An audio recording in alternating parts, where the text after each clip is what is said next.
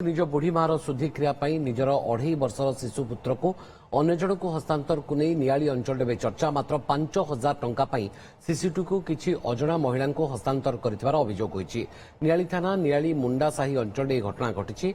ढलई काम करुवा मयूरभंजर सुकांत सिंह नामक जड़े व्यक्ति विरोध में आसी अभियोग। गत 2 वर्ष तले पत्नी को हराइथिबा सुकांत निजर 6टी पिला मध्यरु सान पुओ को कटकर 3 जन महिला हस्तांतर कर लोके अभियोग करछन्ती।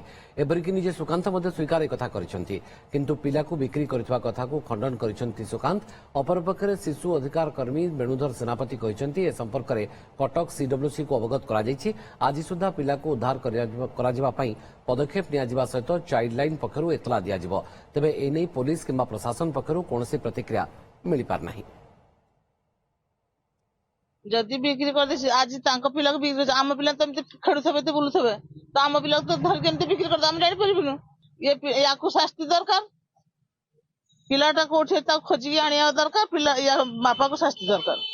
एटा 2.5 वर्ष खंड होगा से हमर गोटे अनुगुल गोटे संपर्क पिला सी नहीं जाइए सी आसिक मत कहला गोटे तुम तो तुम खुशी रे देली गोटे 5,000 टका तुम काम गोटे कर दियो 3 दिन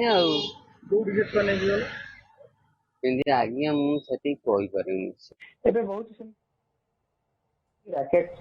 माने ब्रोकर माने जो अच्छे से माने पिला बिक्री कर साहाय्य करछन्ती। सो जे साहाय्य करथिबो जे ताको किनिथिबो से माने समस्ते तांको विरुद्ध प्रोसिक्यूशन हबा उचित। से माने आज एक्शन प्लान करी काली सकाळु हे तो हमर हबो चढ़ाव हबो एवं से तार बापा को पचरा उचरा करिवे कोठी से पिलाटी अछि कोन होईछि केमति ताको रेस्क्यू करा दिबो से विषय से माने एक्शन प्लान तैयार करछन्ती।